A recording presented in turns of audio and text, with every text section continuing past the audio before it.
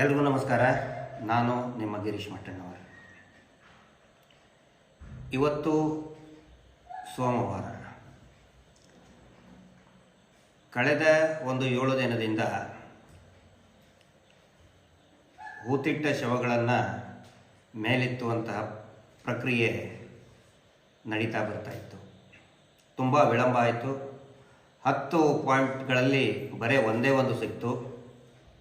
ಹಾಗಿದ್ರೆ ಈ ಅನಾಮಿಕ ವ್ಯಕ್ತಿ ಮಾಸ್ಕ್ ಮ್ಯಾನ್, ಭೀಮಾ, ಏನೇನೋ ಕಾಲ್ಪನಿಕ ಹೆಸರಿದೆ, ಆ ಪಾಪ ಪ್ರಜ್ಞೆ ಕಾಡಿದಂಥ ವ್ಯಕ್ತಿ ಹೇಳ್ತಾ ಇರೋದು ಸುಳ್ಳು ಅನ್ನೋದು ತುಂಬ ದೊಡ್ಡ ಮಟ್ಟದಲ್ಲಿ ಕೆಲವೊಂದಿಷ್ಟು paid T V channel, paid ಮಾಧ್ಯಮಗಳ ಮುಖಾಂತರ ನಡೆಸ್ತಾ ಬರ್ತಾಯಿದ್ರು. ಆದರೆ ಇವತ್ತು ಸೋಮವಾರ, ಶ್ರೀ ಕ್ಷೇತ್ರ ಧರ್ಮಸ್ಥಳ ಮಂಜುನಾಥ ಸ್ವಾಮಿಯ ಪವಿತ್ರವಾರ ಸೋಮವಾರ. ಇವತ್ತೇ ಆ ಮಂಜುನಾಥ ಸ್ವಾಮಿ ಮತ್ತು ಅಣ್ಣಪ್ಪಯ್ಯರು ತೋರಿಸ್ಕೊಟ್ಟಿದ್ದಾರೆ ಸತ್ಯ ಏನು ಅಂತ ಹೇಳಿ. ಮಂಜುನಾಥ ಸ್ವಾಮಿ ಸತ್ಯದ ಪರವಾಗಿದ್ದಾನೆ, ಈ ಹತ್ಯಾಕಾಂಡದ ರೂವಾರಿಗಳ ವಿರುದ್ಧವಾಗಿದ್ದಾನಂಥೇಳಿ ಇವತ್ತಿನ ಈ ಸೋಮವಾರ ಜಾಹೀರಾಗಿದೆ. ಇವತ್ತು ಮತ್ತೆ ಮೊನ್ನೆ 6ನೇ ಪಾಯಿಂಟ್ನಲ್ಲಿ ಕೂಡ ಕಳೆಬರ ಸಿಕ್ಕಾಗ ಅನೇಕರು ಕಾಂಗ್ರ್ಯಾಚುಲೇಷನ್ಸ್ ಹೇಳ್ತಾ ಇದ್ರು. ನಾನು ಎಲ್ರಿಗೂ ಒಂದು ಮಾತನ್ನು ಈಗಲೇ ಸ್ಪಷ್ಟಪಡಿಸ್ತಾ ಇದ್ದೀನಿ, ದಯವಿಟ್ಟು ನಮಗೆ ಯಾರು ಕಾಂಗ್ರ್ಯಾಚುಲೇಷನ್ಸ್ ಹೇಳಬೇಡಿ. ಈ ಕಾಂಗ್ರ್ಯಾಚುಲೇಷನ್ಸ್ ಸಂಭ್ರಮ ಪಡುವಂಥ ವಿಷಯದಲ್ಲಿ ಹೇಳ್ತಾರೆ. ಕಳೆಬರ ಸಿಕ್ಕರೆ ಅದು ಸಂಭ್ರಮ ಪಡುವಂತಹ ವಿಷಯ ಅಲ್ಲ. ನಾವು ಯಾವತ್ತಿಗೂ ಕೂಡ ಆ ಕಳೆಬರ ಸಿಕ್ಕಂತಹ ಆ ಸಂಬಂಧಿಕರ ಜಾಗದಲ್ಲಿ ನಿಂತ್ಕೊಂಡು ಯೋಚನೆ ಮಾಡ್ತೇವೆ ಹೊರತು ಇದೇನೋ ಒಂದು ರಿಯಾಲಿಟಿ ಶೋ ಅಂತ ನಾವು ಕೆಲಸ ಮಾಡ್ತಾ ಇಲ್ಲ. ಒಂದು ವೇಳೆ ನಮ್ಮ ಸಂಬಂಧಿಕರ ಕಳೆ ಬರಹ ಸಿಕ್ಕರೆ ನಮ್ಗೆ ಯಾರಾದರೂ ಕಾಂಗ್ರ್ಯಾಚುಲೇಷನ್ಸ್ ಹೇಳ್ತಾರ, ಧನ್ಯವಾದಗಳು, ಅಭಿನಂದನೆಗಳು ಹೇಳ್ತಾರ? ಖಂಡಿತ ಇಲ್ಲ. ಇದು ಸೂತಕದ ಹೋರಾಟ, ಸೌಜನ್ಯ ಹೋರಾಟ ಏನಿದೆ, ಇದು ನೂರಾರು ಹೆಣ್ಣು ಮಕ್ಕಳ ನ್ಯಾಯಕ್ಕಾಗಿ, ಅನಾಥವಾಗಿ ಸತ್ತು ಹೋಗಿ ಅಲ್ಲಿ ಅನಾಥವಾಗಿ ಬಿದ್ದಂತಹ ಅಸ್ಥಿಪಂಜರಗಳ ಆತ್ಮಕ್ಕೆ ಶಾಂತಿ ಸಿಗಬೇಕು ಅನ್ನೋ ಹೋರಾಟ. ಇದು ಸೂತಕದ ಹೋರಾಟ. ಹೀಗಾಗಿ ಅಸ್ಥಿಪಂಜರಗಳು ಸಿಕ್ಕಾಗ ನಾವು ಸಂಭ್ರಮ ಪಡುವುದಲ್ಲ, ದುಃಖ ಆಗುತ್ತೆ. ಎಷ್ಟು ಅನಾಥವಾಗಿ ಬಿದ್ದಿವೆ, ಎಷ್ಟು ನೋವು ಅನುಭವಿಸಿ ಜೀವವನ್ನು ಬಿಟ್ಟಿವೆ, ಎಷ್ಟು ಚೀರಾಡಿವೆ, ಎಷ್ಟು ನರಳಾಡಿವೆ, ಅದು ನಮ್ಮ ಮನಸ್ಸಿಗೆ ಬರೋದು. ಹೀಗಾಗಿ ಸಂಭ್ರಮ ಪಡುವಂಥ ವಿಷಯ ಅಲ್ಲ ಇದು. ಆ ಖುಷಿ ಸಮಾಧಾನ ಆಗುವುದು ಯಾವುದಕ್ಕೆ ಅಂತ ಹೇಳಿದರೆ, ಇದಕ್ಕೆ ಕಾರಣಕರ್ತರಾದಂತಹ ನೇತ್ರಾವತಿ ತೀರದ ನಕಲಿ ದೇವಮಾನವ ಕುಟುಂಬದ ಅಸಲಿಯತ್ತು, ಬಂಡವಾಳ, ಗೋಮುಖ ವ್ಯಾಘ್ರ ಬಯಲಾಗ್ತಾ ಇದೆಯಲ್ಲ, ಅದನ್ನು ನೋಡಿ ಸಮಾಧಾನ ಪಡಬಹುದೇ ಹೊರತು ಅಸ್ಥಿಪಂಜರಗಳು ಮೇಲೆ ಬಂದ ಮೇಲೆ ಸಂಭ್ರಮ ಪಡುವಂಥ ವಿಷಯವಲ್ಲ. ಪ್ರಾರಂಭದಲ್ಲಿ ನಾನು ಸ್ಪಷ್ಟಪಡಿಸ್ತಾ ಇದ್ದೇನೆ. ಇದರ ಜೊತೆಗೆ ಇವತ್ತಿನ ಕಾರ್ಯಾಚರಣೆ ನೋಡಿದರೆ SIT special investigation team Shri Pranab Mohanty ಸಾಹೇಬರ ನೇತೃತ್ವದಲ್ಲಿ IPS ಅಧಿಕಾರಿಗಳು ಮತ್ತು ಅನೇಕ ಪೊಲೀಸ್ ಇಲಾಖೆಯ ಸಿಬ್ಬಂದಿಗಳಿರ್ಬೋದು, FSL ಸಿಬ್ಬಂದಿಗಳಿರ್ಬೋದು, ಮತ್ತು ಬೇರೆ ಬೇರೆ ಇಲಾಖೆಯ ಸಿಬ್ಬಂದಿಗಳು ಕೈ ಜೋಡಿಸಿದ್ದಾರೆ. ಅವರೆಲ್ಲರಿಗೂ ಕೂಡ ನಾನು ಸೌಜನ್ಯ ಹೋರಾಟ ಪರ ವೇದಿಕೆಯ ಟೀಮ್ ತಿಮ್ರೋಡಿಯ ಪರವಾಗಿ ಧನ್ಯವಾದಗಳನ್ನು ನಾನು ಹೇಳ್ತಾ ಇದ್ದೇನೆ. ಯಾಕಂತ ಹೇಳಿದರೆ, ಯಾವ ರೀತಿ ಒಂದು ನ್ಯಾಚುರಲ್ ಕೆಲಾಮಿಟಿ, ಪ್ರಾಕೃತಿಕ ವಿಕೋಪ ಆದಾಗ ಅಥವಾ ಯುದ್ಧದ ಸಮಯದಲ್ಲಿ ಕೆಲಸ ಮಾಡ್ತಾರೆ, ಕಾರ್ಯಾಚರಣೆ ಮಾಡ್ತಾರೆ, ಆ ರೀತಿಯಲ್ಲಿ ಕಾರ್ಯಾಚರಣೆಯನ್ನು ಕೈಗೊಂಡಿದ್ದಾರೆ. ನಿಜವಾಗ್ಲೂ hats off to you sir. Manjunath Gowda inspector ಮಾಡಿದ್ರು, ಆ ಒಬ್ಬ ವ್ಯಕ್ತಿ ಅಥವಾ ಅವನ ಜೊತೆಗೆ ಇನ್ನೂ ಇಬ್ಬರು ಇದ್ದಾರೆ. ಅದರಿಂದ ಇಡೀ SITಗೆ ಬೆರಳು ಮಾಡೋದು ಸರಿಯಲ್ಲ. ಹೊರಗಿಟ್ಟಿದ್ದಾರೆ ಅನ್ನುವಂತಹ ಮಾಹಿತಿ ನಮಗಿದೆ. ಈ ಕಾರ್ಯಾಚರಣೆಯಿಂದ ಆ ವ್ಯಕ್ತಿಯನ್ನು, ಆ ಅಧಿಕಾರಿಯನ್ನು, ಆ ಲೋಪದೋಷ ಎಸಗಿದಂತಹ, ಒಳಗಡೆನೆ ನುಸುಳಿ ದೂರನ್ನು ವಾಪಸ್ ಪಡಿಬೇಕು ಅನ್ನುವಂತಹ ಹುನ್ನಾರ ಮಾಡಿದಂತಹ ಅಧಿಕಾರಿಯನ್ನು ಹೊರಗಡೆ ಇಟ್ಟಿದ್ದಾರೆ ಅಂತ ಮಾಹಿತಿ ಬಂದಿದೆ. ಒಂದು ವೇಳೆ ಹೊರಗಡೆ ಇಟ್ಟಿಲ್ಲ ಮತ್ತೆ ತಗೊಳ್ತಾರಂತ ಹೇಳಿದ್ರೆ ನಮ್ಮ ಪ್ರತಿಭಟನೆ ಖಂಡಿತ ಇದ್ದೇ ಇರುತ್ತೆ. ಯಾಕೆ ಅಂತ ಹೇಳಿದರೆ ಮಂಜುನಾಥ್ ಗೌಡ ಪೊಲೀಸ್ ಇನ್ಸ್ಪೆಕ್ಟರ್ ಹಿನ್ನೆಲೆ ನಿನ್ನೆ ಇವತ್ತು ಮತ್ತೆ ಅನೇಕ ವಿಚಾರಗಳು ಬಹಿರಂಗ ಆಗ್ತಾ ಇದೆ. ಏನು ಅಂತ ಹೇಳಿದರೆ, ಈ ಮಂಜುನಾಥ್ ಗೌಡ ಇನ್ಸ್ಪೆಕ್ಟರ್ಗೂ ಮತ್ತು ಮಂಕಾಳಿ ವೈದ್ಯ, ಈ ಸರ್ಕಾರದ ಒಬ್ಬ ಸಚಿವ MLA, ನಮ್ಮ ಉತ್ತರ ಕನ್ನಡದ ಶಿರ್ಸಿ ಭಾಗದ MLA,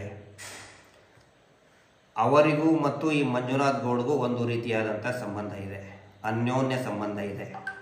ಮಂಕಾಳಿ ವೈದ್ಯರಿಗೂ ಮತ್ತು ಈ 1000 DKಶಿಗಳಿಗೆ ಇನ್ನೂ ಅನ್ಯೋನ್ಯ ಸಂಬಂಧ ಇದೆ. 1000 DKಶಿಗಳು ಹೇಳಿದ್ರಲ್ಲ, ಇಂಥ ಸಾವಿರಾರು DKಶಿಗಳು ನಿಮ್ಮ ರಕ್ಷಣೆಗೆ ಬರ್ತವೆ ಶ್ರೀಗಳೇ. ಮಂಜುನಾಥ್ ಗೌಡ, DKಶಿ, 1000 DKಶಿ ಮತ್ತು ಮಂಕಾಳಿ ವೈದ್ಯ, ಈ 3 ಜನರ ನಡುವೆ ಒಬ್ಬ ಮಹಿಳೆ ಇದ್ದಾರೆ ಅನ್ನುವಂಥದ್ದು ನಮಗೆ ಗೊತ್ತಾಗಿದೆ. ಆ ಮಹಿಳೆಯ ಮುಖಾಂತರ ಈ ಇಬ್ಬರು, ಮಂಜುನಾಥ್ ಗೌಡ ಆ್ಯಂಡ್ ಸತೀಶ್ ನಾಯಕ್ ಅನ್ನುವಂಥ ಕಾನ್ಸ್ಟೇಬಲ್, ಇಬ್ಬರು ಒಟ್ಟೊಟ್ಟಾಗಿ SITಗೆ ಬಂದು ಇಲ್ಲಿರುವಂಥ ಮಾಹಿತಿಗಳನ್ನು ಸೋರಿಕೆ ಮಾಡೋದಷ್ಟೇ ಅಲ್ಲ, ಇಡೀ ಸಂಪೂರ್ಣ ವ್ಯವಸ್ಥೆಯನ್ನು, ವಿಶೇಷವಾಗಿ ಆ ವ್ಯಕ್ತಿ, ಅನಾಮಿಕ ವ್ಯಕ್ತಿ ಭೀಮನನ್ನು ಹೆದರಿಸಿ ದೂರನ್ನು ವಾಪಸ್ ಪಡೆಯುವಂತಹ ಒಂದು ಮಹಾ ದೊಡ್ಡ ಸಂಚನ್ನು ನಡೆಸಿದ್ರು. ಆ ಸಂಚು ವಿಫಲ ಆಗಿದೆ. Thanks again to SIT. ಹಿರಿಯ ಅಧಿಕಾರಿಗಳಿಗೆ ಧನ್ಯವಾದಗಳನ್ನು ಹೇಳ್ತೇವೆ. ಈ ಮಾಹಿತಿ ಬಂದ ತಕ್ಷಣವೇ ದೂರ ಇಟ್ಟಿದ್ದೀರಿ.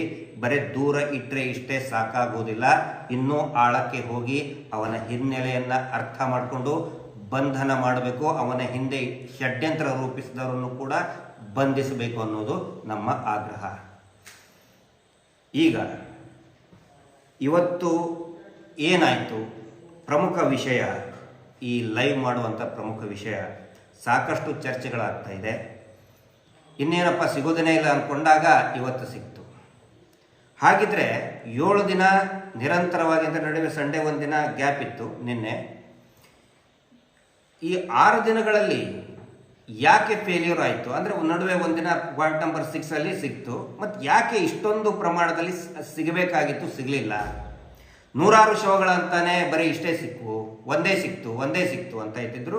ಇವತ್ತಿನ ದಿನ ಒಂದಕ್ಕಿಂತನೂ ಹೆಚ್ಚಿಗೆ ಸಿಕ್ಕಿದೆ ಅಂತ ಹೇಳ್ತಾರೆ. ಅದು 3 ಇರ್ಬೋದು, 4 ಇರ್ಬೋದು, 2 ಇರ್ಬೋದು. ಅದು ಒನ್ಸ್ ಅಗೇನ್ FSL ಹೇಳಬೇಕಾಗುತ್ತೆ. ಯಾಕಂತ ಹೇಳಿದ್ರೆ ನಂಬರ್ ಆಫ್ ಬೋನ್ಸ್ ಇವತ್ತು ಸಿಕ್ಕಾಪಟ್ಟೆ ಇದೆ. 3 ಈ ಉಪ್ಪಿನ ಮೂಟೆಗಳನ್ನು ಒಯ್ದಿದ್ದಾರೆ ಅಂತ ಹೇಳಿದರೆ ಖಂಡಿತ ಅದು ಒಂದಕ್ಕಿಂತನೂ ಜಾಸ್ತಿ ಶವಗಳ ಕಳೆಬರಹ ಇದೆ. ಕಳೆಬರಹ ಅಲ್ಲ, ಕಳೆಬರಹ. ಕೆಲವೊಬ್ಬರು ಕಳೆಬರಹ ಅಂತಿರ್ತಾರೆ, ಕಳೆಬರಹ. ಹಂಗಿದ್ರೆ ಒಂದಕ್ಕಿಂತನೂ ಜಾಸ್ತಿ ಸಿಕ್ಕಿದೆ ಅನ್ನುವಂತಹ ಅನುಮಾನ ಇದೆ. ಬಟ್ ಖಚಿತವಾಗಿ ಇವತ್ತು ಸಾಕಷ್ಟು ಪ್ರಮಾಣದಲ್ಲಿ ಅಸ್ಥಿಪಂಜರಗಳು ಸಿಕ್ಕಿದೆ, ಬೇರೆ ಬೇರೆ ಭಾಗಗಳಲ್ಲಿ ಸಿಕ್ಕಿದೆ ಅನ್ನುವಂಥ ಮಾಹಿತಿ ಕೂಡ ಬರ್ತಾ ಇದೆ. ಇವತ್ತು 11ನೇ ಪಾಯಿಂಟನ್ನ ಫಿಕ್ಸ್ ಮಾಡಿದ್ರು. ಆದರೆ 11ನೇ ಪಾಯಿಂಟಿಗೆ ಬೆಳಗ್ಗೆ ಹೋದ ತಕ್ಷಣವೇ 11ನೇ ಪಾಯಿಂಟಿಗೆ ಹೋಗಲಿಲ್ಲ, ಪ್ಲೇಸನ್ನು ಚೇಂಜ್ ಮಾಡಿದ್ರು. ಯಾಕೆ ಅಂತ ಹೇಳಿದರೆ, ನಮಗೆ ಗೊತ್ತಿರುವಂತಹ ಬಂದಂತಹ ಬಲ್ಲ ಮೂಲಗಳ ಮಾಹಿತಿಯ ಪ್ರಕಾರ ಯಾಕೆ ಇಷ್ಟು ದಿನ ಇಷ್ಟೊಂದು ಸೈಟ್ನಲ್ಲಿ ಫೇಲ್ಯೂರ್ ಆಗ್ತಾ ಇತ್ತು ಅಂತ ಹೇಳಿದರೆ, ಒಂದು ಸ್ಮಾಲ್ ಪಿಕ್ಟೋರಿಯಲ್ ರಿಪ್ರೆಸೆಂಟೇಷನ್ ನಾವು ಮಾಡಿದ್ದೀವಿ. ಜನಗಳಿಗೆ ಸ್ಪಷ್ಟತೆ ಇರಲಿ, ಊಹಾಪೋಹಗಳಿಗೆ ಅವಕಾಶ ಕೊಡೋದು ಬೇಡ. ವಿನಾಕಾರಣ SIT ಅಧಿಕಾರಿಗಳ ಮೇಲೆ ಸಂಶಯ ಮಾಡ್ತಾರೆ. ಇನ್ನೇನೇನು ಭೀಮಾ ಅವನು ಹೌದೋ ಅಲ್ಲೋ, ಅಥವಾ ಅದು ಬೇರೆಯವ್ರನ್ನೇ ಕರ್ಕೊಂಡು ಬಂದಿದ್ದಾರೆ, ಈ ಥರ ಒಂದಿಷ್ಟು ಊಹಾಪೋಹಗಳು ಸಹಜವಾಗಿ ಬರ್ತಾ ಇರ್ತದೆ. ಯಾರು ಊಹಾಪೋಹಗಳು ಹೇಳ್ತಾರೆ ಅವ್ರಿಗೆ ನಾವು ಟೀಕೆ ಮಾಡ್ತಾ ಇಲ್ಲ. ಬಟ್ ವಾಸ್ತವ ಏನು ನಡೆದಿದೆ, ಯಾವ ಕಾರಣಕ್ಕಾಗಿ ಫೇಲ್ಯೂರ್ ಆಯಿತು, ಯಾಕಂತ ಹೇಳಿದ್ರೆ ಫೇಲ್ಯೂರ್ ಆದರೆ ಕಾರಣಗಳೇನು ಅದನ್ನು ನಾವು ಪಾಯಿಂಟ್ಔಟ್ ಮಾಡಬೇಕಾಗುತ್ತೆ, ಸಂಬಂಧಪಟ್ಟಂಥವ್ರ ಗಮನಕ್ಕೆ ತರಬೇಕಾಗುತ್ತೆ. ಆ ಒಂದು ಪ್ರಯತ್ನ ಏನೇನು ಇಲ್ಲಿ ಆಗಿದೆ ಅನ್ನೋದನ್ನು ಹೇಳ್ತಿದ್ದೇನೆ. ಯಾಕೆ ಸಿಗ್ತಾ ಇರಲಿಲ್ಲ, 6ನೇ ಸೈಟ್ ಒಂದು ಬಿಟ್ಟು ಉಳಿಕಿದ್ದ ಎಲ್ಲ ಸೈಟ್ಗಳಲ್ಲಿ ಕೂಡ ಸಿಗಲೇ ಇಲ್ಲ ಅಂತ ಮಾಹಿತಿ ಬಂತು. ಯಾಕೆ ಅಂತ ಒಂದು ಪಿಕ್ಟೋರಿಯಲ್ ರಿಪ್ರೆಸೆಂಟೇಷನ್ ಮಾಡಿದ್ದೀವಿ. ಬಹುಶಃ ತಮಗೆ ಇದು ಕಾಣ್ತಾ ಇದೆ ಅಂದ್ಕೊಂಡಿದ್ದೇನೆ. ಪೂರ್ತಿ 1 ಪೇಜ್ ಇದೆ, ಟೋಟಲ್ ಇದು 2 ಪೇಜ್ ಇದೆ. ಅಂದರೆ 2 ಪೇಜ್ನಲ್ಲಿ ಒಂದಿಷ್ಟು ಪಿಕ್ಚರ್ಸ್ ಮಾಡಿದ್ದೀವಿ. ಕರೆಕ್ಟ್ ಇದೆಯಲ್ಲ, ಕಾಣುತ್ತಲ್ಲ ನೋಡಿ. ಪೂರ್ತಿ ಒಂದು ಫ್ರೇಮ್ ವರ್ಕ್ ಇದೆ, ಬ್ಲ್ಯಾಕ್ ಕಲರಲ್ಲಿ ಒಂದು ಬೌಂಡ್ರಿ ಒಂದಿದೆ. ಇದೇನು ಅಂತ ಹೇಳಿದರೆ, ವಿ ಅಂತ ಹೇಳಿದರೆ ಮಾಸ್ಕ್ ಮ್ಯಾನ್, ನೀವೇನು ಭೀಮನು ಗುರುತಿಸಿದ ಅಂದಾಜು. ಇದನ್ನು ಯಾವಾಗ ಮಾಡಿದ್ದು ಅಂತ ಹೇಳಿದರೆ, ಮೊದಲನೇ ಮಿಸ್ಟೇಕ್ ಆಗಿದ್ದು ಮೊದಲನೇ ದಿನ. ಬಾರಪ್ಪ ನೀನು ಯಾವಾಗ ಎಲ್ಲೆಲ್ಲಿ ನೀನು ಹೂತಿದೆಯಾ ತೋರಿಸು ಅಂತ ಕೇಳ್ತಾರೆ SIT ಅವರು. ಫಸ್ಟ್ ಡೇ ಅಂದರೆ ಎನ್ಕ್ವೈರಿ ಮುಗಿತದೆ 161 ಆದಮೇಲೆ, SIT ಮುಂದ್ಗಡೆ 161 ಆದಮೇಲೆ. ಪ್ರಾಬ್ಲಮ್ ಇದೆಯಾ? ವಾಯ್ಸ್ ಕ್ಲಿಯರ್ ಇದೆಯಾ? ಓಕೆ. ದಯವಿಟ್ಟು ಯಾರಾದರೂ ಕಮೆಂಟ್ ಬಾಕ್ಸ್ನಲ್ಲಿ ವಾಯ್ಸ್ ಏನಾದರೂ ಟೆಕ್ನಿಕಲ್ ಪ್ರಾಬ್ಲಮ್ ಇದ್ದರೆ ಇಮಿಡಿಯೇಟಾಗಿ ಮೆಸೇಜ್ ಹಾಕಿಬಿಡಿ. ಒಂದೇ ದಿನ ಆಗಿರುವಂಥ ಮಿಸ್ಟೇಕ್ ಏನಂತ ಹೇಳಿದ್ರೆ, ಭೀಮನ ಜೊತೆಗೆ ಅಂದಾಜು ಒಂದು 20 ಜನ ಸುತ್ತಮುತ್ತಲು ಪೊಲೀಸರು ಇರ್ತಾರೆ. ಹಿಂದ್ಗಡೆ ಒಂದು 50 ಕ್ಯಾಮ್ರಾ ಇದೆ ಅವನ ಹಿಂದೆ. ನೋಡಿ, ಯಾವುದೇ ವ್ಯಕ್ತಿಗೆ ಅದರಲ್ಲಿನೂ ಕೂಡ ಒಂದು 10th ಸರಿಯಾಗಿದೆಯೋ ಇಲ್ಲೋ ಗೊತ್ತಿಲ್ಲ, ಅವನೊಬ್ಬ ಕಾರ್ಮಿಕನಾಗಿ ಕೆಲಸ ಮಾಡಿದವನು. ಅವನ ಜೊತೆಗೆ ಒಂದು 15, 20, 30 ಜನ ಪೊಲೀಸರು, ಅದು ಗನ್ಮ್ಯಾನ್ಗಳು ಇದ್ದಾಗ ಗಾಬರಿ ಆಗೋದು ಸಹಜ. ಪ್ರಾಪರ್ ಇಂಟರಾಕ್ಷನ್ ಇಲ್ಲದೇನೆ ತೋರಿಸೋ ಅಂದ್ಕೊಳ್ಳೆ ಪಾಪ ಅವನು ಇದು ಜಾಗ ಇರ್ಬೋದು ಸರ್, ಇದು ಜಾಗ ಇರ್ಬೋದು ಅಂತ ತೋರಿಸ್ಬಿಟ್ಟಿದ್ದಾನೆ. ಆದರೆ ಅವನ ದೃಷ್ಟಿಯಲ್ಲಿ ಇಷ್ಟು ಎಂಟೈರ್ ಪೂರ್ತಿ ಏರಿಯಾ ಅದು ಅವನ ದೃಷ್ಟಿಯಲ್ಲಿ.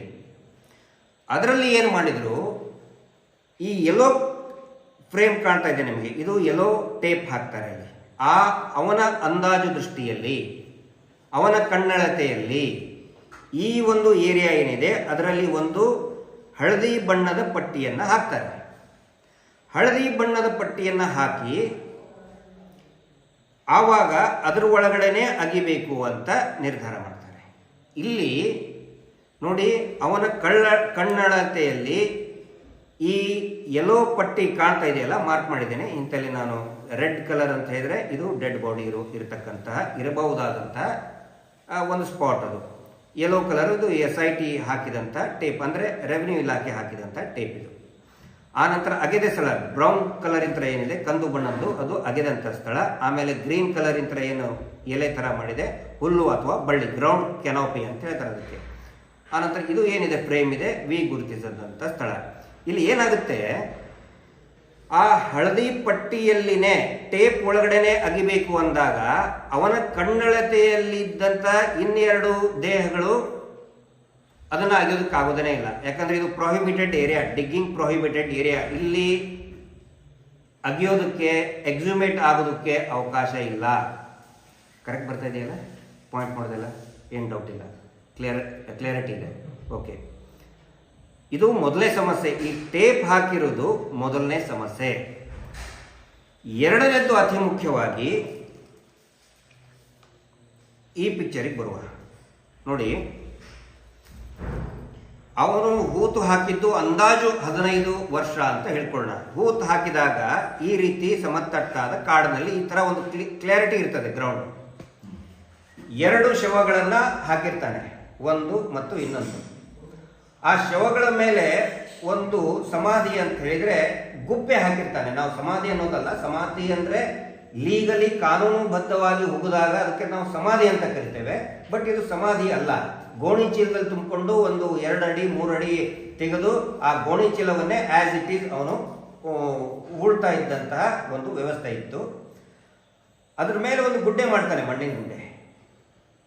ಇದರಲ್ಲಿ ಗಮನಿಸಬೇಕಾಗಿದ್ದೇನಂತ ಹೇಳಿದ್ರೆ, ಆ ಮಣ್ಣಿನ ಗುಡ್ಡೆ ಮೇಲೆ, ಆ ಶವದ ಮೇಲೆ ಮತ್ತು ಮಣ್ಣಿನ ಗುಡ್ಡೆ ಮೇಲ್ಗಡೆ ಕಾಣುವಂಗೆ ಒಂದು ಟಿಪಿಕಲ್ ಪ್ಯಾಟರ್ನ್ ಆಫ್ ಕಲ್ಲುಗಳನ್ನ ಅವರದೇ ರೀತಿಯಾದಂತಹ ಒಂದು ಡಿಸೈನ್ ನಲ್ಲಿ ಭೀಮ ಕಲ್ಲುಗಳನ್ನ ಆ ಗುಡ್ಡೆ ಮೇಲೆ, ಮಣ್ಣಿನ ಗುಪ್ಪೆ ಮೇಲೆ ಹಾಕ್ತಾ ಇದ್ದವನು. ಈ ತರ ಇಲ್ಲಿ ನೀವು ಕಲ್ಲನ್ನು ಗಮನಿಸ್ತಿದ್ರೆ ಇದು ಅವನಿಗೆ ಮಾತ್ರ ಗೊತ್ತಾಗುತ್ತೆ. ಇಲ್ಲಿ ಹೆಣ ಹೂತು ಹಾಕೋದಕ್ಕೆ 2-3 ಟೀಮ್ಗಳಿದ್ದು, ಇವನಿಗೆ ತಾನು ಯಾವುದು ಹೂತು ಹಾಕಿದ್ದೇನೆ, ಯಾವ ರೀತಿ ಇಟ್ಟಿದ್ದೇನೆ ಅದನ್ನು ನೋಡಿದರೆ ಅವನಿಗೆ ಗೊತ್ತಾಗುತ್ತೆ. ಇಲ್ಲಿ ಕಲ್ಲಿದೆಯಲ್ಲ, ಆದರೆ 15-20 ವರ್ಷಗಳಾದ ಮೇಲೆ ಅವನು ಬಂದಿದ್ದು. ಆವಾಗ ಏನಾಗುತ್ತೆ, ಆಫ್ಟರ್ ಲಾಂಗ್ 15 ಇಯರ್ಸ್, ಏನು ಮಳೆಯಿಂದ ಇರ್ಬೋದು ಅಥವಾ ಗುಡ್ಡಗಾಡಿನಲ್ಲಿರುವ ಲ್ಯಾಂಡ್ ಸ್ಲೈಡ್ ಇರ್ಬೋದು, ಇದ್ರದ್ದು ಗ್ರೌಂಡ್ ಲೆವೆಲ್ ಚೇಂಜಸ್ ಆಗುತ್ತೆ. ಸ್ವಲ್ಪ ಅದು ವಾಲಿರ್ತದೆ, ಮಳೆ ಬಂದು ಕುಸಿದಿರ್ತದೆ. ಆ ನಂತರ ಇದ್ರ ಮೇಲ್ಗಡೆ ಎಲ್ಲ ಪೂರ್ತಿ ನೋಡಿ, ಈಗ ಆಫ್ಟರ್ 15 ಇಯರ್ಸ್ ಇಲ್ಲಿ ಹುಲ್ಲು ಬಳ್ಳಿಗಳು ಪೂರ್ತಿ ಬೆಳ್ಕೊಂಡ್ಬಿಟ್ಟಿದೆ. ಇದು ಬಹಳ ದೊಡ್ಡ ಸಮಸ್ಯೆಯನ್ನ ಮಾಡ್ತಾ ಇತ್ತು. ಯಾಕಂತ ಹೇಳಿದ್ರೆ, ಭೀಮ ಗುರುತಿಸ್ತಾ ಇದ್ದಿದ್ದು ತಾನು ಹಾಕಿದ ಗುಪ್ಪೆಗಳು ಮತ್ತು ಅದರ ಮಣ್ಣಿನ ಗುಡ್ಡೆಗಳು, ಆ ಹೆಣದ ಮೇಲೆ ಹಾಕಿದ ಮಣ್ಣಿನ ಗುಡ್ಡೆಗಳು ಮತ್ತು ಅದರ ಮೇಲಿನ ಕಲ್ಲುಗಳು. ಆಫ್ಟರ್ ಲಾಂಗ್ 15 ಇಯರ್ಸ್ ಏನಾಯ್ತು, ವೆಜಿಟೇಷನ್, ಥಿಕ್ ವೆಜಿಟೇಷನ್ ಬೆಳ್ಕೊಂಡ್ಬಿಡ್ತು, ಬಳ್ಳಿ ಹುಲ್ಲು ಬೆಳ್ಕೊಂಡ್ಬಿಡ್ತು. ಹಿಂಗಾಗಿ ಅವನ ಗುಡ್ಡೆಗಳು, ಮಣ್ಣಿನ ಗುಪ್ಪೆಗಳು ಅಥವಾ ಗುಡ್ಡೆಗಳು, ನಾವು ನಮ್ಮ ಕಡೆ ಗುಡ್ಡೆ ಅಂತೇವಿ, ಈ ಕಡೆ ಗುಪ್ಪೆ ಅಂತ ಹೇಳ್ತಾರೆ ಅದನ್ನ, ಅದು ಅವನ ಕಣ್ಣಿಗೆ ಕಾಣುವುದೇ ಇಲ್ಲ. ಯಾವಾಗ ಅವನು ಅದನ್ನು ಗುರುತಿಸ್ತಾನೆ ಮತ್ತು ಆ ಕಲ್ಲಿನ ಪ್ಯಾಟರ್ನ್ ಗೊತ್ತಾಗುತ್ತೆ, ಆವಾಗ ಮಾತ್ರ ಅವನಿಗೆ ಖಚಿತವಾಗಿ ಗೊತ್ತಾಗುತ್ತೆ ಇದು ನಾನು ಇಲ್ಲಿ ಶವಗಳನ್ನೇ ಹೂತಾಕಿದ್ದು. ಆ ಮಣ್ಣಿನ ಗುಪ್ಪೆ ಇಲ್ಲಿ ನೋಡ್ತಾ ಇದ್ರಲ್ಲ, ಇದು ಮಣ್ಣಿನ ಗುಡ್ಡೆ ಅಂತ ತಿಳ್ಕೊಳ್ಳಿ. ಈಗ ಈ ನಡುವೆ ಎಲ್ಲ ಪೂರ್ತಿಯಾಗಿ ಹುಲ್ಲು ಬಳ್ಳಿ ಬೆಳೆದ್ಬಿಟ್ಟಿದೆ. ಹಿಂಗಾಗಿ ಅವ್ನಿಗೆ ಏನು ಗೊತ್ತಾಗಲಾರ್ದನೆ ಅನೇಕ ಸೈಟ್ಗಳು ಫೇಲ್ಯೂರ್ ಆಗಿದೆ. ಇದು ಮೊದಲನೇ ರೀಸನ್. ಎರಡನೇ ಕಾರಣ ಏನಿರ್ಬೋದು, ಇವೆಲ್ಲವೂ ಕೂಡ ಪ್ರೊಬೆಬಲ್ ರೀಸನ್, ಬಹುಶಃ ಕಾರಣಗಳು. ಎರಡನೇ ಕಾರಣ ಏನು ಅಂತ ಹೇಳಿದ್ರೆ, ಇಲ್ಲಿ ಇದು ಸೆಕೆಂಡ್ ರೀಸನ್ ನೋಡಿ. ಆ ಭಾಗ ಏನಿದೆ, ಗುಡ್ಡಗಾಡು, ಕಾಡು, ಗುಡ್ಡಗಾಡು ಮತ್ತು ನದಿ ಪಾತ್ರದಲ್ಲಿರುವಂತಹ ಪ್ರದೇಶ. ಅಲ್ಲಿ ಏನಾಗುತ್ತೆ, ಪದೇ ಪದೇ ತಾವು ನೋಡಿರ್ತೀರಿ, ಲ್ಯಾಂಡ್ ಸ್ಲೈಡ್ ಆಗಿರ್ತದೆ. ಆನಂತರ ಸೆಡಿಮೆಂಟೇಷನ್, ಸಿಲ್ಟ್ ಬಂದಿರ್ತದೆ. ಗುಡ್ಡದ ಮೇಲ್ಭಾಗದಿಂದ ಮಣ್ಣು ಪ್ರಾಕೃತಿಕವಾಗಿ ಸಹಜವಾಗಿ ಮಳೆ ಬಿದ್ದಾಗ ಬಂದು ಡಿಪಾಸಿಟ್ ಆಗಿರ್ತದೆ. ಇದರಿಂದ ಏನಾಗ್ತದೆ, ಸಾಕಷ್ಟು ಪ್ರಮಾಣದ ಮಣ್ಣು ಆ ಶವ ಹೂತಿರುವಂತ ಸ್ಥಳದ ಮೇಲೆ ಬಂದಿರ್ತದೆ. ಕೆಲವೊಬ್ರು, ಅನೇಕ ಜನ ಕೇಳ್ತಾ ಇದ್ರು, 2-3 ಅಡಿ ಇಷ್ಟೇ ಆಗಿದಿರ್ತಾನೆ, ಇವರು ಮೊದಲನೇ ಸೈಟ್ನಲ್ಲಿ, ಎರಡನೇ ಸೈಟ್ನಲ್ಲಿ 8-10 ಅಡಿ ತೆಗಿತಾ ಇದ್ದಾರೆ SIT ಅವರು, ಇದು ಉಚಿತನ ಅಲ್ವಾ, ತಪ್ಪಲ್ವಾ ಅಂತ ಕೇಳ್ತಾ ಇದ್ರು. ಖಂಡಿತ ತಪ್ಪಲ್ಲ, they are absolutely right. SIT ಅಧಿಕಾರಿಗಳು ಮಾಡ್ತಾ ಇರೋದು ಪರ್ಫೆಕ್ಟ್ಲಿ ಕರೆಕ್ಟ್, ಅವರು ಮತ್ತು AC ಮೇಡಮ್ ಅವರು. ಯಾಕಂತ ಹೇಳಿದ್ರೆ, ಸೆಡಿಮೆಂಟೇಷನ್ ಮೇಲ್ಗಡೆಯಿಂದ ಬಂದಿರ್ತದೆ. ಬಂದಿರುವಾಗ ಸಹಜವಾಗಿ ಒಂದು 4-5 ಅಡಿ ಅಥವಾ 5-6 ಅಡಿ ಸೆಡಿಮೆಂಟೇಷನ್ ಅಂದ್ರೆ ಸಿಲ್ಟ್ ಬಂದು ಡಿಪಾಸಿಟ್ ಆಗಿರೋದ್ರಿಂದ ಇನ್ನೂ ಹೆಚ್ಚಿನ ಆಳದಲ್ಲಿ ಅವರು ಅಗಿತಾ ಇರ್ತಾರೆ. ಈ ಪೂರ್ತಿ ಸಿಲ್ಟ್ ಬಂದಿರೋದ್ರಿಂದ ಅವನಿಗೆ ಎಕ್ಸಾಕ್ಟ್ ಆಗಿ ಈ ಮಾರ್ಕ್ಗಳು ಆಗ್ತಾ ಇರಲಿಲ್ಲ. ಮೂರನೇದ್ದು ಬಹಳ ಮುಖ್ಯವಾಗಿ ಮತ್ತು ಎಲ್ಲರ ಕಣ್ಣಿಗೂ ಕೊಡುವ ಕಾಣಿಸೋದು ಏನು ಅಂತ ಹೇಳಿದ್ರೆ, ಈಗ 3 ವರ್ಷದ ಹಿಂದೆ ಪ್ಲಾಂಟೇಶನ್ ಫಾರೆಸ್ಟ್ ಇಲಾಖೆಯಿಂದ, ಅದು ರಿಸರ್ವ್ ಫಾರೆಸ್ಟ್, ಅದು ಫಾರೆಸ್ಟ್ ಏರಿಯಾ, ಆ ಫಾರೆಸ್ಟ್ ಏರಿಯಾದಲ್ಲಿ ಅರಣ್ಯ ಇಲಾಖೆಯ ಅಧಿಕಾರಿಗಳು ಏನ್ ಮಾಡಿದ್ದಾರೆ, ಅಫಾರೆಸ್ಟೇಷನ್ ಅಂತ ಹೇಳಿದ್ರೆ ಗಿಡ ನೆಡುವ ಕಾರ್ಯಕ್ರಮಗಳನ್ನ ಪೂರ್ತಿಯಾಗಿ ಚಾಲನೆಗೆ ತಂದಿದ್ದಾರೆ. ಮುಂಚೆ ಇದ್ದಿದ್ದಿಲ್ಲ, ಅಂದ್ರೆ ಸೌಜನ್ಯಕ್ಕಿಂತ ಬಿಫೋರ್ ಅಧಿಕಾರಿಗಳಿಗೆ ಆ ಧೈರ್ಯನೇ ಇದ್ದಿದ್ದಿಲ್ಲ. ಆ ಇಡೀ ಗುಡ್ಡ ನಕಲಿ ದೇವಮಾನವ ತನ್ನದೇ ಆಸ್ತಿ ಅಂತಾನೆ ಹೇಳ್ತಾ ಇದ್ದ. ಯಾವುದೇ ಒಬ್ಬ ಫಾರೆಸ್ಟ್ ಅಧಿಕಾರಿಗಳಿಗೆ ಹೆಜ್ಜೆ ಇಡೋದಕ್ಕೆ ಬಿಡ್ತಾ ಇರಲಿಲ್ಲ ನಕಲಿ ದೇವಮಾನವ ವೀರೇಂದ್ರ ಜೈನ್. ಆ ಒಂದು ಭಯಕ್ಕೆ ಯಾರು ಬರ್ತಾ ಇರಲಿಲ್ಲ. ಸೌಜನ್ಯ ಹೋರಾಟ ಪ್ರಾರಂಭ ಮಾಡಿದ ಮೇಲೆ ಹೆದರ್ಕೊಂಡ. ಆಮೇಲೆ ಈಗ ಒಂದು 3-4 ವರ್ಷಗಳ ಹಿಂದೆ ಒಂದು ಪ್ರಾಜೆಕ್ಟ್ ಬಂತು. ಅದಕ್ಕಿಂತ ಇನ್ ದ ಇಯರ್ 2015 ನಲ್ಲಿ ಒಂದು ಪ್ರಾಜೆಕ್ಟ್ ಬಂದಿತ್ತು, ಅಫಾರೆಸ್ಟೇಷನ್ ಅಂದ್ರೆ ಪ್ಲಾಂಟೇಶನ್ ಪ್ರೋಗ್ರಾಮ್. ಅಲ್ಲಿ 2 ಅಡಿ ಈ ಇದನ್ನ ತೆಗ್ಗನ್ನ ತೆಗೆದಾಗ, ಗುಂಡಿಯನ್ನ ತೆಗೆದಾಗ, ಆ ಮರ ಸಸಿ ನೆಡೋದಕ್ಕೆ ಗುಂಡಿಯನ್ನ ತೆಗೆದಾಗ ಅಲ್ಲಿ ಏನಾದರೂ ಖಂಡಿತವಾಗಿ 1-2 ಶವಗಳು ಚೆಲ್ಲಾಪಿಲ್ಲಿ ಆಗಿರ್ತದೆ, ಅವ್ರು ಸಿಕ್ಕಿರ್ತದೆ. ಸಿಕ್ಕಂತಹದ್ದನ್ನ ಅವರು ನದಿಗೆ ಕೊಂಡು ಹೋಗಿರ್ತಾರೆ. ಆ ಕಾಂಟ್ರಾಕ್ಟರ್ ಇರ್ಬೋದು, ಅವರನ್ನ ಏನಾದರೂ ಈಗ ಕರೆದು, ಯಾವ ಕಾಂಟ್ರಾಕ್ಟರು ಯಾವ ಇಯರ್ನಲ್ಲಿ ಪ್ಲಾಂಟೇಶನ್ ಮಾಡಿದ್ರಿ, ನಿಮ್ಮ ಲೇಬರ್ ಯಾರು ಅಂತ ಕರೆದ್ರೆ ಖಂಡಿತ ಮಾಹಿತಿ ಸಿಗುತ್ತೆ. 4ನೇದು ಇನ್ನೊಂದು ರೀಸನ್ ಏನಂತ ಹೇಳಿದ್ರೆ, ಇಲ್ಲಿ ನಾನು ಮಾಡಿಲ್ಲ, that is also one of the probable reason. ಹೂತಿಟ್ಟ ತಕ್ಷಣನೇ ಅಲ್ಲಿ ಕಾಡಿನಲ್ಲಿರತಕ್ಕಂತಹ ವಲ್ಚರ್ಸ್, ರೋಡನ್ಸ್ ಇರ್ಬೋದು, ಅಂದ್ರೆ ರೋಡನ್ಸ್ ಅಂತ ಹೇಳಿದ್ರೆ ಈ ದೊಡ್ಡ ದೊಡ್ಡ ಹೆಗ್ಗಣಗಳು, ಆನಂತರ ಮುಳ್ಳು ಹಂದಿ, ಕಾಡು ಹಂದಿ, ಆ ಶವಗಳನ್ನ, ಆಮೇಲೆ ಉಡ ಸಿಕ್ಕಾಪಟ್ಟೆ ಇದೆ, ಅವು ಹೆಣಗಳನ್ನ ಆ ಅಡಿಗೆ ಹೋಗಿ ತೆಗೆದುಕೊಂಡು ಹೋದಂತ ಸಾಧ್ಯತೆಗಳು ಕೂಡ ಇರ್ತದೆ. ಹಿಂಗಾಗಿ ಅವುಗಳು ಅರ್ಧಂಬರ್ಧ ತಿಂದು ಬಿಟ್ಟಿದ್ದು, ಸ್ವಲ್ಪ ಕುರುಹುಗಳು ಕೂಡ ಈಗ ಸಿಗ್ತಾ ಇದೆ ಅನ್ನುವಂತಹ ಮಾಹಿತಿ ಇದೆ. ಅವೆಲ್ಲ ತಿಂದಿರೋದ್ರಿಂದ ಸಂಪೂರ್ಣವಾಗಿ ಸ್ಕೆಲೆಟನ್ ನೋಡೋದಕ್ಕೆ ಸಿಗುವುದಿಲ್ಲ. ಅದಕ್ಕೆ ಮೊನ್ನೆ ನಾನು ಒಂದು ಸಿಮಿಲಿ ಕೊಟ್ಟಿದ್ದೆ, ಶೋರೂಮ್ ಪೀಸ್ ಟೈಪ್ ನಾವು ಸ್ಕೆಲೆಟನ್, ಪೂರ್ತಿ ಸ್ಕೆಲೆಟನ್ ನೋಡೋದಕ್ಕೆ ಸಿಗುವುದಿಲ್ಲ. ಈ ಎಲ್ಲ ಕಾರಣಗಳಿಂದನೂ ಕೂಡ ಭೀಮನಿಗೆ ತೊಂದರೆ ಆಗ್ತಾ ಇತ್ತು. 6ನೇ ಸೈಟಲ್ಲಿ ಯಾಕೆ ಸಕ್ಸಸ್ ಆಯಿತು ಅಂತ ಹೇಳಿದ್ರೆ, 6ನೇ ಸೈಟು ಮತ್ತೆ ಇವತ್ತು ಯಾಕೆ ಸಕ್ಸಸ್ ಆಯಿತು ಅಂತ ಹೇಳಿದ್ರೆ, ಇಲ್ಲಿ ನೋಡಿ, ಸೈಟ್ ನಂಬರ್ 6 ನಲ್ಲಿ ಗ್ರೌಂಡ್ ಕ್ಲಿಯರೆನ್ಸ್ ಪೂರ್ತಿ ಮಾಡಿದ್ರು. ಅಂದ್ರೆ ಆ ಹುಲ್ಲನ್ನ ತೆಗೆದು ಬಿಟ್ಟಿದ್ರು ಕೆಳಗಡೆ. ಸೊ ಅವನಿಗೆ ಅವನು ಹಾಕಿದಂತಹ ಏನಿದು ಗುರುತಿದೆಯಲ್ಲ, ಬಹಳ ಸ್ಪಷ್ಟವಾಗಿ ಕಾಣ್ತಾ ಇತ್ತು ಮತ್ತು ಕಲ್ಲುಗಳು ಕೂಡ ಅದರ ಚಲ್ಲಾಪಿಲ್ಲಿಯಾಗಿದ್ದು. ಇದೇ ರೌಂಡ್ ಶೇಪಲ್ಲಿನೇ ಇಷ್ಟು ಕ್ಲಿಯರ್ ಆಗಿ ಇದ್ದಿದ್ದಿಲ್ಲ, ಬಟ್ ಚಲ್ಲಾಪಿಲ್ಲಿಯಾಗಿತ್ತು. ಅದರ ಮೇಲೇನೆ ಅವನು ಗುರುತು ಹೇಳಿದ, ಎಸ್ ಇಲ್ಲಿ ಇದೆ ಅಂತ ಅವನು ಹೇಳಿದ. ಕರೆಕ್ಟ್ 1 ಇಂಚನು ಕೂಡ ಹೆಚ್ಚು ಕಡಿಮೆ ಆಗ್ಲಾರ್ದಂಗೆ 6ನೇ ಸೈಟಲ್ಲಿ ಆಯಿತು. ಇವತ್ತಿಗೂ ಕೂಡ, ಇವತ್ತಿನ ದಿನನೂ ಕೂಡ, ಇವತ್ತು ಅವನಿಗೆ ಅಂದರೆ ಅವನು ಹೇಳಿದ್ದಾನೆ, ನನಗೆ ಇಲ್ಲಿ 11 ಬೇಡ, ನನಗೆ ಏನೋ ಒಂದು ಮಿಸ್ಟೇಕ್ ಕಾಣ್ತಾ ಇದೆ, ಮಿಸ್ಟೇಕ್ ಮಾಡಿದ್ದೇನೆ. ಈ ಹಿಂದೆ ಏನು ನಾನು ಅಗದಿದ್ದೆ ಅಲ್ಲಿ ನನಗೆ ಇರುವಂತಹ ಕುರುಹು ನನಗೆ ಗೊತ್ತಾಗ್ತಾ ಇದೆ, ದಯವಿಟ್ಟು ಅಲ್ಲಿ ಕರ್ಕೊಂಡು ಹೋಗಿ ಅಂತ ಹೇಳಿದಾಗ ಅಲ್ಲಿನೂ ಕೂಡ ಇವತ್ತು ಗ್ರೌಂಡ್ ಕ್ಲಿಯರ್. ಆದರೆ ಸಿಕ್ಕಾಪಟ್ಟಿ ಬೆಟ್ಟದ ಮೇಲೆ ಅಷ್ಟೊಂದು ಹುಲ್ಲು ಗಿಡ ಇದ್ದಿದ್ದಿಲ್ಲ, ಇದ್ದಿದ್ದರಲ್ಲಿನೇ ಅಧಿಕಾರಿಗಳು ಆ ಗ್ರೌಂಡ್ ಕ್ಲಿಯರೆನ್ಸ್ ಮಾಡಿಕೊಟ್ಟಿದ್ದಾರೆ.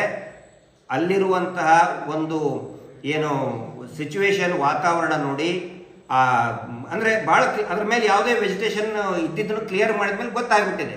ಹೀಗಾಗಿ ಪರ್ಫೆಕ್ಟ್ ಆಗಿ ಇವತ್ತು ಎಕ್ಸ್ಕ್ಯಾವೇಷನ್ ಆಗಿದೆ. ಒಂದು ಮಾಹಿತಿ ಪ್ರಕಾರ ಒಂದಕ್ಕಿಂತ ಇವತ್ತು ಸಿಕ್ಕಂತಹ ಮೂಳೆಯ ಪ್ರಮಾಣ, ಇವತ್ತು ಸಿಕ್ಕಂತಹ ಮೂಳೆ ಮಹಿಳೆಯ ಮೂಳೆ ಆಗಿತ್ತು.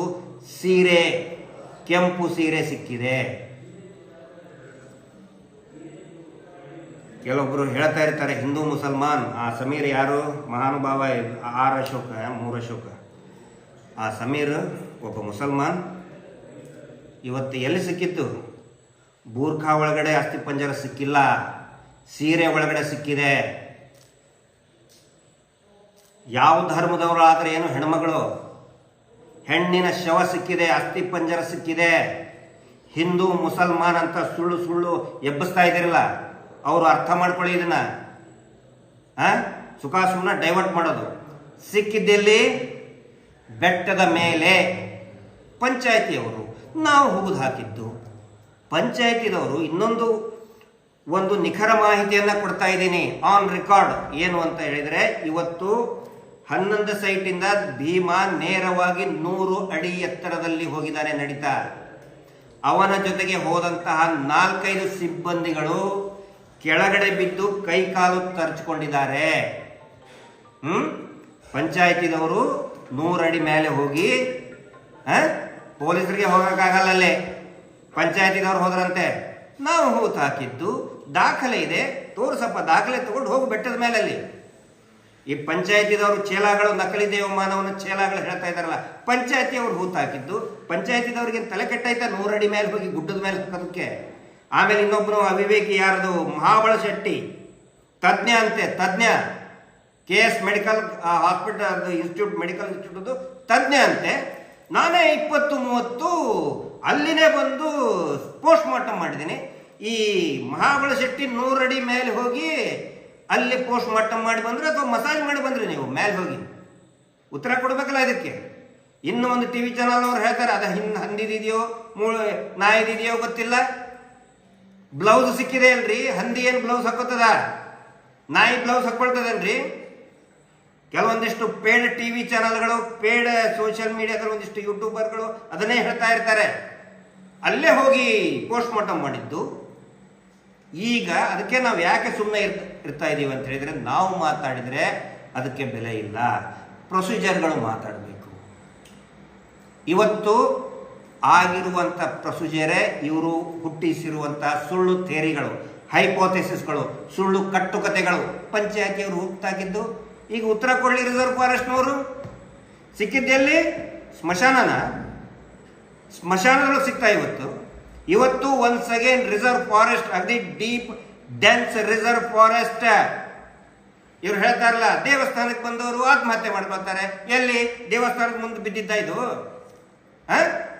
ಅಥವಾ ನದಿಯಲ್ಲಿ ಬಿದ್ದಿದ್ದಂತೆ ಅದ್ರ ಮೂಳೆಗಳು ಆ ಕಡೆ ಈ ಕಡೆ ಬಿದ್ದಿರ್ತಾವ ಅಂತ ಹೇಳಿ. ಅಲ್ಲರಿ, 100 ಅಡಿ ಎತ್ತರದಲ್ಲಿ ಬಿದ್ದಿದೆ. 100 ಅಡಿ ಎತ್ತರದ ಮೇಲಿನ ಬೆಟ್ಟದಲ್ಲಿ ಹೆಣ್ಣಿನ ಶವ, ಅಸ್ಥಿ ಪಂಜರ, ಅದು 3-4 ಅಂತ ಹೇಳ್ತಾರೆ.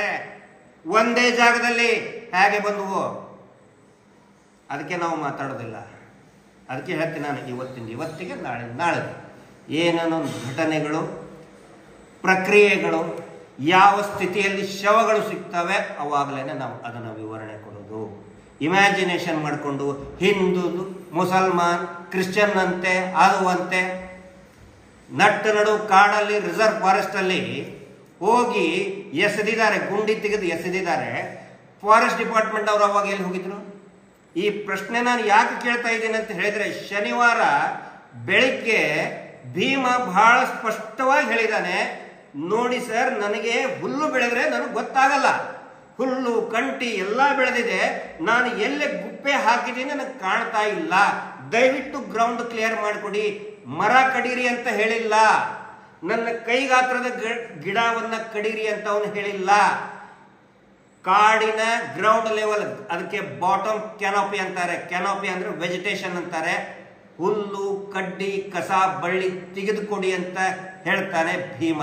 ಅದಕ್ಕೆ ಕರೆಕ್ಟ್ ಆಗಿ ಅಧಿಕಾರಿಗಳು ಕೂಡ ಆ ರೊಟೇಟರ್ ತಗೊಂಡು ಬರ್ತಾರೆ.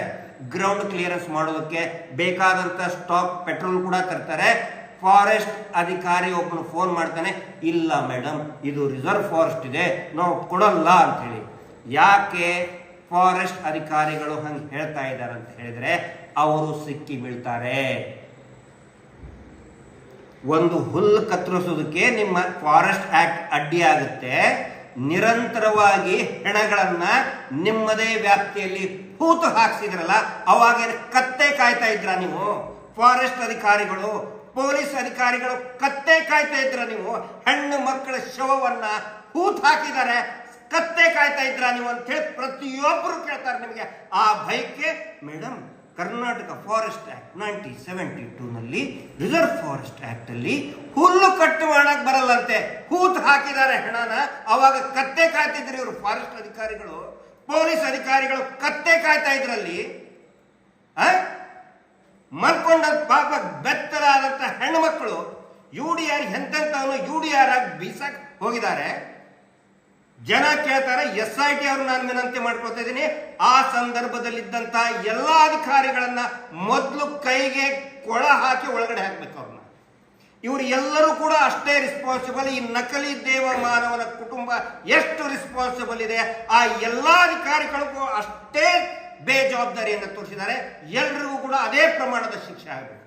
ಅದರ ಸಲುವಾಗಿ ಎಲ್ಲರೂ ಒಂದಾಗ್ಬಿಟ್ಟಿದ್ದಾರೆ ಇವತ್ತು. ಪೊಲೀಸರು, ಫಾರೆಸ್ಟ್ ಡಿಪಾರ್ಟ್ಮೆಂಟ್ ಅವರು ತೆಗಿಯಕ್ ಬರಲ್ಲ, ಹಾಗ್ಯಾಕೆ ಬರೋದಿಲ್ಲ, ನಾಚಿಕೆ ಆಗಬೇಕು. ನಾಳೆ ಇದು ಫೈನಲಿ ಸಕ್ಸಸ್ಫುಲ್. ಇದು ಕಾಣ್ತಾ ಇದೆಯಲ್ಲ,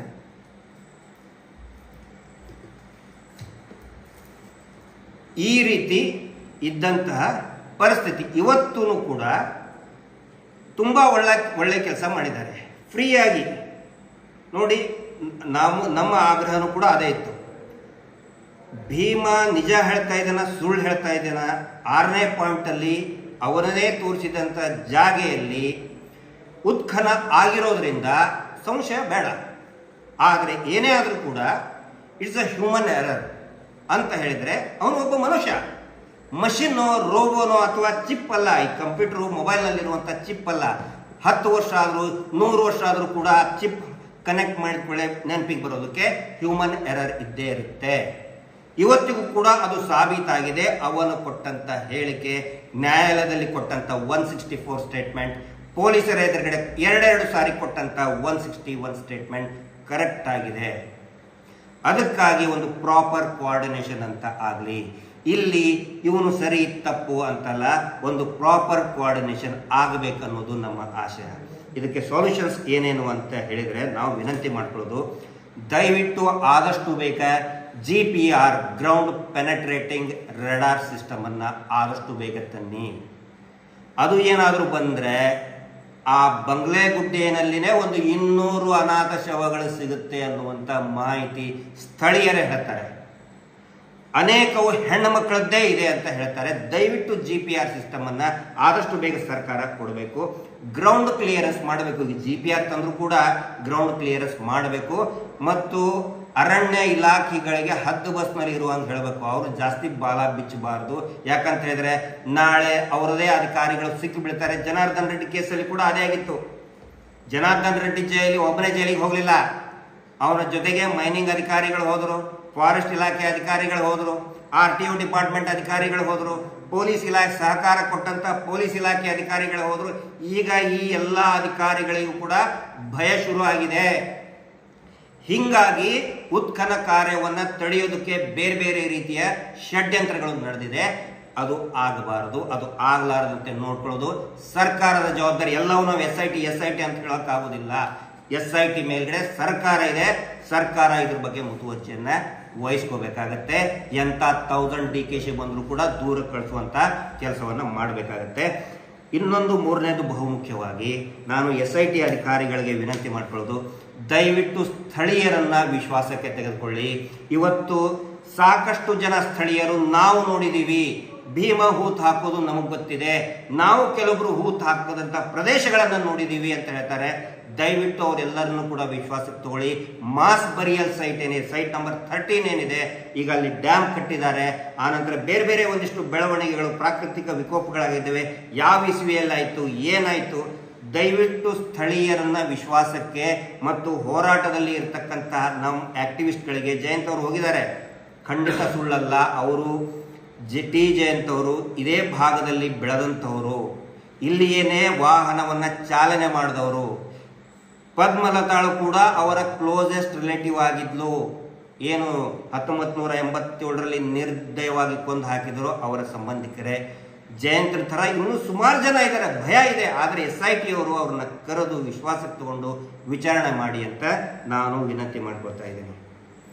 ಇಷ್ಟು ಖಂಡಿತ ಇದೆಲ್ಲ ಆದರೆ ಇನ್ನೂ ಅನೇಕ ಭಯಾನಕ ಸತ್ಯಗಳು ಹೊರಗಡೆ ಬರ್ತವೆ. ಅದಾದ ಮೇಲೇನೆ ನಾವು ಮಾತಾಡೋದು. ಎಷ್ಟೋ ಜನ ನಮ್ಗೆ ಕೇಳ್ತಾ ಇದ್ರು, ಒಂದಿಬ್ಬರು ಮಂದಿ ನಮ್ಗೆ ಕೆಟ್ಟದಾಗ ಬೈತಾ ಇದ್ದರು. ಸರ್, ನಿಮಗೆ ಮಹೇಶ್ ಶೆಟ್ಟಿ ತಿಮ್ಮರೋಡಿ ಅವರಿಗೆ ಒಬ್ಬನು ತುಂಬ ಕೆಟ್ಟದಾಗಿ ಬೈತಾ ಇರ್ತಾನೆ, ಹೊಲಸೊಲ್ಸು ಬೈತಾ ಇದ್ದಾನೆ, ನಿಮ್ಮ ತಾಯಿಗೆ ಬೈತಾ ಇದ್ದಾನೆ, ಕೇಸ್ ಹಾಕ್ರಿ ಅವನ ಮೇಲೆ, ಇಲ್ಲ ನಾವು ಕೇಸ್ ಹಾಕ್ತೀವಿ, ನಾವು ಹೋಗಿ ಹೊಡೆದು ಬರ್ತೀವಿ, ಕಡಿತೀವಿ ಅಂತ ಹೇಳ್ತಾ ಇದ್ದಾರೆ. ದಯವಿಟ್ಟು ಆ ಕೆಲಸ ಯಾರು ಮಾಡಬೇಡಿ. ಇವೆಲ್ಲವೂ ಕೂಡ ಅಟೆನ್ಷನ್ ಡೈವರ್ಟ್ ಮಾಡುವಂಥ ಟೆಕ್ನಿಕ್ಕು. ನಕಲಿ ದೇವಮಾನವ ಅವರ ತಮ್ಮನ ಟೆಕ್ನಿಕ್ಕು. ತಾಯಿಗೆ ಬೈತಾರೆ. ನಾನು ತಿಳ್ಕೊಂಡಿದ್ದು ನಮ್ಮ ತಾಯಿ ಇದ್ದಾಳೆ, ನಿಮ್ಮ ತಾಯಿ ಇದ್ದಾಳೆ, ಎಲ್ಲರ ತಾಯಿನೂ ಇರ್ತಾರೆ. ಆದರೆ ಎಲ್ಲರಿಗೂ ಕೂಡ ತಾಯಿ ಭಾರತಿ. ನಾವೆಲ್ಲರೂ ಕೂಡ ಭಾರತ ಮಾತೆಯ ಮಕ್ಕಳು. ಯಾರು ಏನೇ ನಮಗೆ ಅವಾಚ್ಯವಾಗಿ ಬೈದರೂ ಕೂಡ ಅದನ್ನು ನಾವು ತಲೆ ಹಚ್ಕೊಳ್ಳೋದು ಬೇಡ. ಯಾಕಂತ ಹೇಳಿದ್ರೆ ಈ ನಕಲಿ ದೇವಮಾನವ ಕುಟುಂಬ, ಅವರ ತಮ್ಮ, ಮಕ್ಕಳು ಎಲ್ಲರೂ ಕೂಡ ಜೈಲಿಗೆ ಹೋಗಿ ಅಲ್ಲಿ ಕೊಳೆಯುವಂತಹ ದಿನಗಳು ಬಂದಾಗಿದೆ. ಹುಚ್ಚರಾಗಿದ್ದಾರೆ. ಹೀಗಾಗಿ ಅಟೆನ್ಷನ್ ಡೈವರ್ಟ್ ಮಾಡೋದಕ್ಕೆ ಒಂದಿಷ್ಟು TV ಚಾನಲ್ಗಳಿಗೆ ಪೇಮೆಂಟ್ ಕೊಟ್ಟು ಬುರುಡೆ ಹೋರಾಟಗಾರ ಅದು ಇದು ಅಂತ ಹೇಳೋದು, ಇನ್ನು ಕೆಲವೊಂದಿಷ್ಟು ಪೇಮೆಂಟ್ ಗಿರಾಕಿಗಳ ಕಡೆಯಿಂದ ಕೆಟ್ಟದಾಗಿ ಬಯಸ್ತಾ ಇದ್ದಾರೆ. ನಾವು ಆ ಕಡೆ ಲಕ್ಷ್ಯ ಕೊಡೋದು ಬೇಡ. ನಾವು ಯಾಕೆ ಸುಮ್ಮನೆ ಇರಬೇಕು ಅಂತ ಹೇಳಿದ್ರೆ, ಅವನು ಯಾವನು ಬೈದ ಅಂತ ಹೇಳಿದ್ರೆ ಅದು ನಮಗೆ ಅವಮಾನ ಅಲ್ಲ. ಪದೇ ಪದೇ ಹೇಳ್ತಾ ಇರ್ತೀನಿ, ಈಗಲೂ ಕೂಡ ಹೇಳ್ತಾ ಇದ್ದೀನಿ. ಆ ಸೌಜನ್ಯ ಅನುಭವಿಸಿದಂತಹ ನೋವು, ಅವಮಾನ, ನೂರಾರು ಹೆಣ್ಣು ಮಕ್ಕಳು ನೇತ್ರಾವತಿ ತೀರದಲ್ಲಿ ಅನುಭವಿಸಿದಂತಹ ನೋವು, ಅವಮಾನದ ಮುಂದೆ ಈಗ ನಮಗೆ ಆ ಪೇಮೆಂಟ್ ಗಿರಾಕಿಗಳು ಏನು ಬೈದು ಅವಮಾನ ಮಾಡ್ತಾ ಇದ್ದಾರಲ್ಲ, ಅದು ಏನೂ ಅಲ್ಲ. ಆ ಸೌಜನ್ಯ ಎಷ್ಟು ನೋವು ಅನುಭವಿಸಿದ್ಲು, ಅವರ ಕುಟುಂಬ ಎಷ್ಟು ಅವಮಾನ ಈಗಲೂ ಅನುಭವಿಸ್ತಾ ಇದೆ. ಅದರ ಮುಂದೆ ಈ ಬೈಗಳು ಏನೂ ಅಲ್ಲ ಅಂತ ಹೇಳ್ಕೊಂಡು ನಾವು ಸುಮ್ಮನೆ ಶಾಂತಿಯುತವಾಗಿ SIT ಈ ತನಿಖೆ ಏನಿದೆ ಅದನ್ನು ಗಮನಿಸ್ತಾ ಇದ್ದೀವಿ. ಈ ನಕಲಿ ದೇವಮಾನವನ ಕುಟುಂಬ ಏನಿದೆ ಅದನ್ನು ಜೈಲಿಗೆ ಹೋಗೋದನ್ನು ನಾವು ಬಹಳ ಕುತೂಹಲದಿಂದ, ಆಸಕ್ತಿಯಿಂದ, ಆವೇಶದಿಂದ, ಆಕ್ರೋಶದಿಂದ ಕಾಯ್ತಾ ಇದ್ದೀವಿ. ನ್ಯಾಯದ ಹಂಬಲದಿಂದ ಕಾಯ್ತಾ ಇದ್ದೀವಿ. ಹೀಗಾಗಿ ಯಾವ ಬೈದ ಅಂತೇಳಿ ನಾವೇನು ತಲೆ ಕೆಡಿಸ್ಕೊಳ್ಳುವಂಥ ಅವಶ್ಯಕತೆ ಇಲ್ಲ. ಏನಾದರೂ ಡೌಟ್ಸ್ ಇದೆಯಾ? ಏನಾದರೂ ಡೌಟ್ಸ್ ಇದ್ದರೆ ಬರ್ಕೊಡಿ. ಪ್ರಕ್ರಿಯೆ ಬಗ್ಗೆ ಇದೆಲ್ಲ ಪ್ರಕ್ರಿಯೆ ನಾನು ಏನು ಎಕ್ಸ್ಪ್ಲೇನ್ ಮಾಡಿದ್ದೀನಿ. ನೋಡಿ, ಇದರಲ್ಲಿ ಕೆಲವೊಬ್ಬರು ಭೀಮನ ಹೆಸರೇ ಹೇಳಿಬಿಟ್ರು, ಒರಿಜಿನಲ್ ಹೆಸರು ಹೇಳಿಬಿಟ್ರು. As per witness protection act ಪ್ರಕಾರ ರಿವೀಲ್ ಮಾಡೋ ಹಂಗಿಲ್ಲ. ಆದರೂ ಕೂಡ ಈ ಕೆಲವೊಬ್ಬರು ಅವನ ಹೆಸರು, ಅವನ ಊರು ಕೇರಿ ಅಷ್ಟೇ ಅಲ್ಲ, ಭೀಮಾ ಸುಳ್ಳ, ಭೀಮಾ ಕಳ್ಳ, ಇವೆಲ್ಲವುಗಳು ಕೂಡ ಯಾಕಂತ ಹೇಳಿದ್ರೆ ಅವನು ಡಿಸ್ಟರ್ಬ್ ಆಗಲಿ ಅಂತ ಮಾಡ್ತಾ ಇಡುವಂತಹ ಕುತಂತ್ರಗಾರಿಕೆ. ನೋಡಿ, ಮಂಜುನಾಥ್ ಗೌಡ ಇದ್ದಿದ್ದಕ್ಕೆ ಅವನಿಗೆ ಭಯದಲ್ಲಿದ್ದ. 7 ದಿನ ಆದರೂ ಸರಿಯಾಗಿ ಗೊತ್ತಾಗ್ತಿರಲಿಲ್ಲ. ಇವತ್ತು 11ನೇ ಪಾಯಿಂಟ್ ಇದ್ರೂ ಕೂಡ ಅದನ್ನು ಬೇಡ ಅಂತೇಳಿ ಹಿಂದೆ ಎಲ್ಲಿ ಫೇಲ್ಯೂರ್ ಆಗಿದ್ದ ಸೈಟಿಗೆ ಹೋಗೇ ತೆಗೆದಿದ್ದಾನೆ. ಯಾಕಂತ ಹೇಳಿದ್ರೆ ಮಂಜುನಾಥ್ ಗೌಡ ಅನ್ನುವಂಥ ಒಬ್ಬ ಕುತಂತ್ರ ಮಾಡುವಂಥ ಅಧಿಕಾರಿ ಹೆದರಿಸಿರೋದ್ರಿಂದ ಅದು ಸಾಧ್ಯ ಆಗಿದ್ದಿಲ್ಲ. ಅವ್ರ ಮೇಲೆಲ್ಲ ಕ್ರಮ ಕೈಗೊಳ್ಬೇಕಲ್ಲ. ಭೀಮನ ಹೆಸರು ಕೊಟ್ಟು ವೈಲೇಷನ್ ಆಫ್ ವಿಟ್ನೆಸ್ ಪ್ರೊಟೆಕ್ಷನ್. ನೋಡಿ, ಇದು ನಾವು ಅದನ್ನು ಕಾಯ್ತಾ ಇದ್ದೀವಿ. 30 ಜನರ ವಿಚಾರಣೆ ಯಾವಾಗ ಶುರು ಆಗುತ್ತೆ, ಆದಷ್ಟು ಬೇಗ ಶುರು ಆಗಬಹುದು ಅಂದ್ಕೊಂಡಿದ್ದೀನಿ. ಇನ್ನೂ ಸಾಕಷ್ಟು ಶವಗಳು ಹೊರಗಡೆ ಬರಲಿಕ್ಕಿದೆ. ಮಾಸ್ ಬರಿಯಲ್ ಸೈಟ್ ಓಪನ್ ಮಾಡಿದರೆ ಒಂದೊಂದರಲ್ಲಿ ಬಹುಶಃ 20, 30, 50, 100 ಶವಗಳು, ಅದರಲ್ಲಿ ಹೆಣ್ಣು ಮಕ್ಕಳ ಶವಗಳು. ಒಬ್ಬೊಬ್ಬ ಹೇಳ್ತಾ ಇದೆ, ಇವತ್ತು ಬಂದಿದ್ದೆ ಸರ್, ಬಸರಿ ಹೆಂಗಸನ್ನು ಬಿಟ್ಟಿಲ್ಲ, ಅದನ್ನು ಕೂಡ ಹೂತು ಹಾಕಿದ್ದಾರೆ ಅಂತ ಹೇಳ್ತಾ ಇದ್ದಾರೆ. ಭಯಾನಕ ಇದೆ ಚಿತ್ರ. ಈ ಏನು ಬಿಟ್ಟು ಇದನ್ನು ತಗೊಂಡು ಬಂದು ದುಡ್ಡು ತಿಂದು ಕೇವಲವಾಗಿ ಮಾತಾಡ್ತಾ ಇದ್ದಲ್ಲ, ಬುರುಡೆ ಹೋರಾಟಗಾರ, ಬುರುಡೆ ಹೋರಾಟ ಅಂತ, ಅವರಿಗೆ ಇದರ ಭೀಕರತೆ ಗೊತ್ತಿಲ್ಲ. ಇಂಟರ್ನ್ಯಾಷನಲ್ ಮೀಡಿಯಾದವರು ಎಷ್ಟೊಂದು ಸೀರಿಯಸ್ ತಗೊಂಡಿದ್ದಾರೆ, ನ್ಯಾಷನಲ್ ಮೀಡಿಯಾದವರು ಸೀರಿಯಸ್ ಆಗಿ ತಗೊಂಡಿದ್ದಾರೆ. ಗಂಭೀರ ಪ್ರಕರಣ.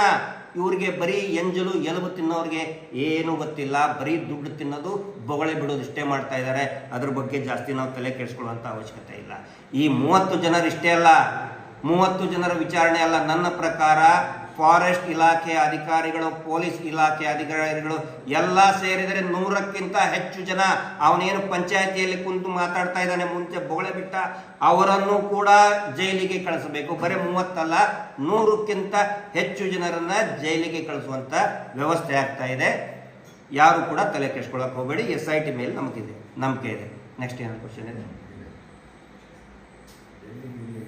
ಅಲ್ಲ, ಅದು ಬೇಡ, ನಾವು ಏನು ಯಾರಿಗೂ ಏನನ್ನಲ್ಲ. ಆಯ್ತು. ಈಗ ಕೊನೆಯದಾಗಿ ನನಗೆ ಇರುವಂಥ ಅಲ್ಪ ಸ್ವಲ್ಪ ಮಾಹಿತಿಯ ಪ್ರಕಾರ ಭೀಮಾ ಇಲ್ಲಿ ಬಂದು 1 ತಿಂಗಳಾಗಿದೆ ಅಂತೆ.